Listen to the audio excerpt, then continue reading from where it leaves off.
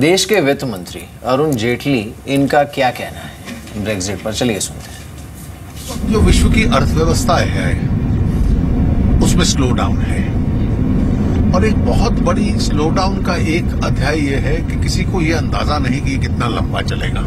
काफी लंबा चला है, अनप्रिडिक्टेबिलिटी है, और विश्व एक दूसरे से जुड़ा हुआ है।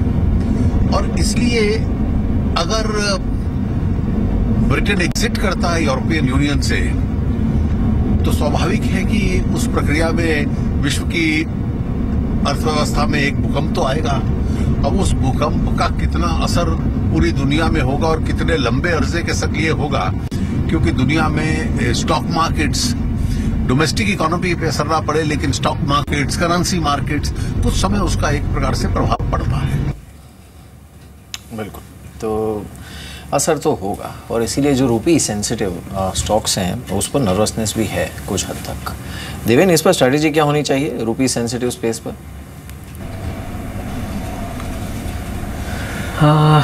मेरा ऐसा मानना है कि आई थिंक रूपी could go little volatile if unfortunate event happens, and if rupee goes volatile, then probably I think this sell-off would happen across the board. I don't want to convey that I think few sectors would be spread. It would happen across the board.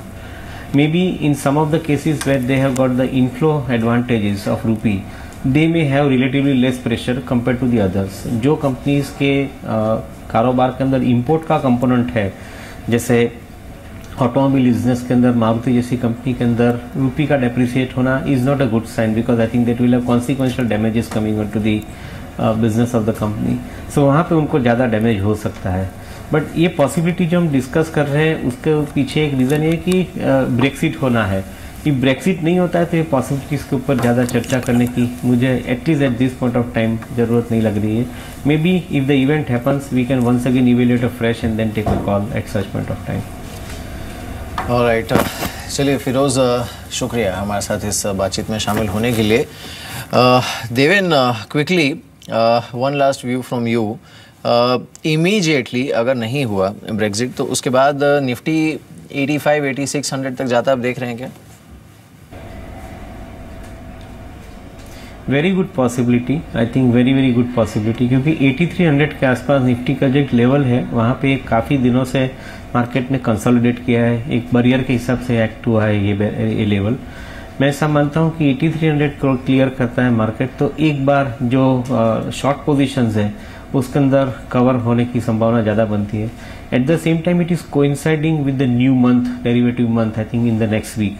So to a greater extent, I would believe that I think in the new month the long position might get created, and that could possibly mean that the market would have a run up. I think between 8300 to 8700 eventually. So मेरा ऐसा मानना है कि second quarter of the financial year, I think one could assume a range of 8300-8700 for Nifty, considering there are many positives which are emerging, including domestically, GST, monsoon, corporate earnings, and I think the issues like Brexit going out of the way, these possibilities could mean that the market could go in a higher trajectory of 8300-8700. Alright, चलिए देवेन, शुक्रिया हमारे साथ इस बातचीत में शामिल होने के लिए। शक्तिकांता दास जी का क्या कहना है ब्रेक्जिट पर, ये सुनते हैं।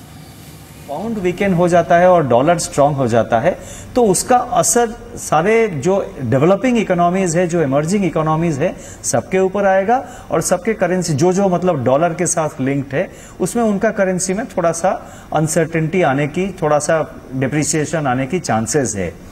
तो इसको मद्देनजर हमने बिल्कुल जो अपने साइड से तैयारी करना है वो कर चुके हैं। ऑलराइट, तो तैयारी पूरी है, शक्तिकांता दास जी का ये कहना।